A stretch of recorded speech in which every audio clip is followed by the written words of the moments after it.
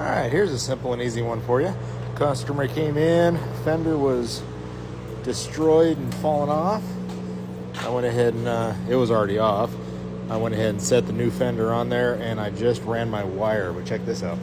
In order to get in to pull that wire to get to these two bad chickens, I had to pull that whole panel and everything and then still run a fish tape. So yeah, that didn't suck at all.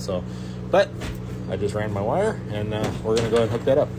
Yeah, and tip of the day, if you need a good fish tape and you also need a new liner in your welder, take the old liner and turn it into a fish tape. Bob's your uncle. Works out really well, good and flexible, but strong. Yeah. Anyway. Oh, and just a note to all the trailer manufacturers or people that love these things. That's how I feel about those. Alright, that's way more gooder. And I added a bit of strain relief. I bundled it up. That way the whole strain is on the entire bundle instead of just my connections. So, yeah, that'll help. And should stay sealed fine. Anyway, let's button it up.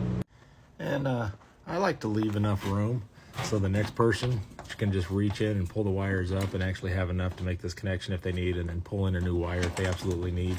So, just good etiquette in my opinion, and you don't have to remove all the panels. I like it. Anyway, let's finish button. Oh, better. Like it never happened. All right, let's move outside. And just like up top, I want to leave enough wire that somebody can pull it out and change as needed. You know what I mean, Vern? Anyway, yeah, let's we got that done. Let's go ahead and mount this fender and secure this light down, and yeah. All right, she's all mounted. Now we just gotta, oh daddy, oh, shine,